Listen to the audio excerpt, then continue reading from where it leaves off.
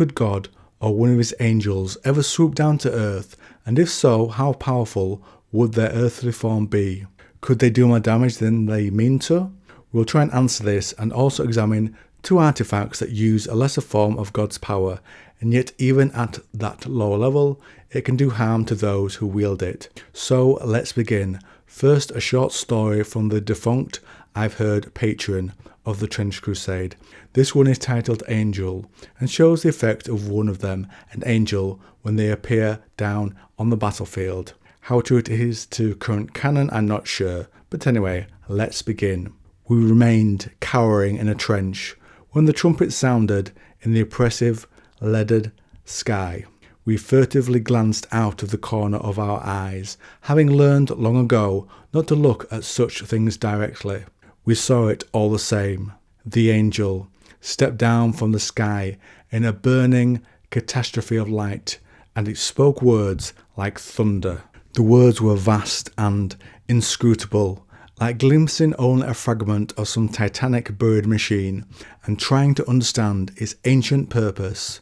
Our minds broke upon the surface of those words, leaving us gasping for air. We could not endure such relentless purity. I stared dumbfounded at my friend, who had cast themselves into the mud. They crawled like worms, and they uttered the most desolate sounds. One beat his face against a wooden post until it was a slick red cavity, bristling with broken teeth. The other, shrieking, clutched his service pistol and shot himself again and again. I pulled myself out of the trench, scrabbling over the sandbags and crosses, and the words of the angel filled my head with a buzzing pressure that made my eyes bulge from their sockets. I fell to my knees, made obeisance, and as I stared into the blazing, dominating light, I could not even feel my head catch fire. No, we have shown the high bar of power. There, let's look at less items that use the words of power of God and yet still seem to be effective but injure the user a little bit if it's not used correctly. First up, observers. When the need is great, the Synod of Strategic Prophecy sends their famous observers to support the war effort. This order of warrior monks lives a life of absolute solitude, sharpening their minds and bodies to make themselves living weapons in the hand of God. Once a soldier joins the order, they very rarely leave the temple of the word, the only exception being when they are summoned to the battlefield, a situation where their unique abilities can decisively shift the balance in favour of the faithful. Even the slightest disturbance to their prayers or training will mean that they will not be able to commune with the Lord of all creation. Thus the days of the observers are spent in secluded, cloistered cells, when not practicing their martial or mental disciplines. Observers wear a specially crafted oculus helmet, enabling them to attune to the voice of God.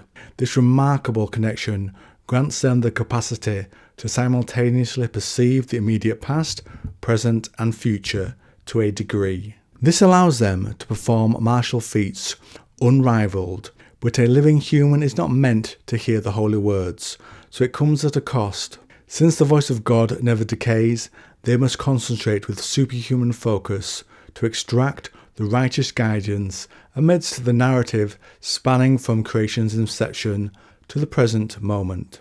The resonance of the divine echo ringing ceaselessly in their ears renders sleep impossible. Therefore, they must resort to potent sedatives and mind-altering drugs for them to endure the heavy burden of their battlefield role for any length of time. The observers diligently practice the recitation of the words of God, granting them the power to issue commands to anyone they address, friend or foe. The special metal of the helmet allows them to replicate the holy word as closely as it is possible, compelling any creature in creation to obey them momentarily to a degree. Observers, though they master many weapons, they use the trench pole arm. It stands as a preferred choice for them. This tool allows them to skillfully vault over barbed wire and drop into enemy trenches with devastating force. Guided by the omniscient words of the Almighty, they possess the ability to evade nearly any strike. With proper focus, they foresee impending attacks within the crystal of the eye of God that is incorporated into their helmet.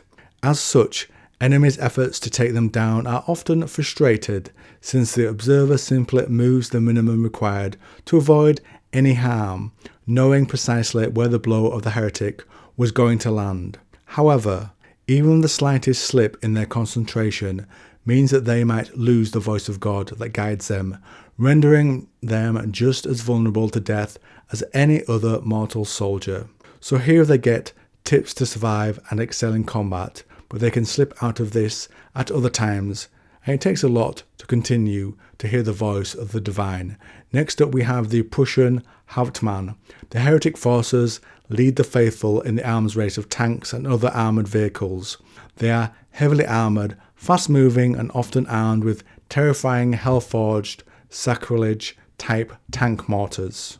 These weapons are designed to penetrate trenches, pillboxes, and other defensive structures by employing technology that briefly tears through reality to puncture the defences. They target the occupants within using ammunition that unleashes echoes of the reversed words of God's creation, reverberating at bone-shattering volume throughout the structures under attack. Specifically designed to undo divine work, they peel away skin, nervous systems, and finally the flesh and internal organs of any mortals, layer by layer, for each word as God's creation is undone, causing excruciating death as their target slowly becomes unmade. To counter these armoured threats that have been used time and again to break through their lines, the Prussians have developed many battlefield innovations, from anti-material rifles to specialist close-quarters units. As the sacrilege cannons are slow-firing and hard to aim, the Prussians counter them with lightning-fast, close-quarters tactics. I love the heretics using the word of the trench crusade god of the church to uncreate someone. It reminds me of an old 80s movie called Warlock, where the devil tries to say the name of God backwards in order to uncreate what he has wrought, the earth. To answer the premise at the start, I think that the god in Trench Crusade could not come down, as we see even the angel, who is a low level being, does damage around him, causing everyone to basically off themselves. God himself might end his creation entirely. Now, to give you an update on my progress with other videos, the next one I'm working on is about a paladin going into hell.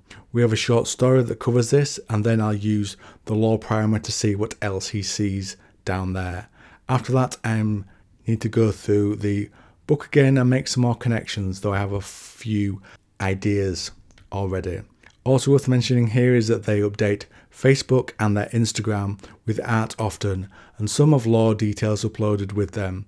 I plan to check these out and update you with them once I've got deeper into things. I'm also still learning a lot, and I think it will take me a dozen more videos to get deeper into the lore, so it's stuck in my head and I don't have to reference everything. I've been reading, for comparison, 40k novels and codexes for over 30 years. Trench is more like a few weeks at this point, but I'm trying to apply the approach I've made with 40k, making connections, etc., and then presenting my theories to yourselves. So now I turn things over to you. How powerful do you think God would be should he choose to make an appearance within the Trench Crusade War on Terror? Perhaps, sorry, I meant Earth. I said Terror because that's the name for it in 40k, and I make a lot of videos on that as well. Perhaps he should have given Antioch a wall like he did the Sultanate. Comment down below.